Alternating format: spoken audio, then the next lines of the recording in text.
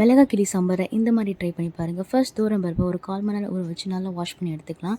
இப்போ அதில் ஒரு கைப்பிடி அளவு சின்ன வெங்காயம், கூடவே 4 பூண்டு, 3 தக்காளியை கட் பண்ணி போட்டுக்கலாம். அது கூடவே அரை ஸ்பூன் அளவுக்கு மஞ்சத்தூள், 1 ஸ்பூன் மிளகாத்தூள், ஒரு நெல்லிக்காய் சைஸ் அளவு புளி, கொஞ்சமாக சீரகம் சேர்த்து ஒரு 3 விசில் விட்டு நல்லா வேக வச்சு எடுத்துக்கலாம். 3 விசில் நல்லா வேக வச்சதுக்கப்புறம் பருப்பு இந்தளவுக்கு நல்லா வெந்திருக்கும். இது ஒரு சட்டியில் மாற்றி நல்லா கடைஞ்சி எடுத்துக்கலாம். கடைஞ்சதை இன்னொரு பாத்திரத்தில் மாற்றிக்கிட்டு தாளித்து கொட்டிக்கலாம். தாளிக்க ஃபஸ்ட்டு கொஞ்சமாக எண்ணெய் சேர்த்துக்கிட்டு எண்ணெய் சூடானதும் 1 ஸ்பூன் கடுகு, கூடவே 4 மிளகாய் கிள்ளி போட்டுக்கலாம். காரம் வேணும்னா நீங்கள் இன்னும் கொஞ்சம் எக்ஸ்ட்ராவும் சேர்த்துக்கலாம். அது கூடவே ஒரு 4 பூண்டு இடித்து சேர்த்துக்கலாம். பூண்டு பொரிஞ்சதும் கொஞ்சமாக வடகம் சேர்த்துக்கலாம். வடகம் சேர்த்ததுக்கப்புறம் ஒரு அரை ஸ்பூன் அளவுக்கு பெருங்காயத்தூள் சேர்த்துக்கிட்டு அது கூடவே கொஞ்சமாக கருவேப்பிலை சேர்த்து நம்ம சாம்பாரில் தாளித்து கொட்டிக்கலாம்.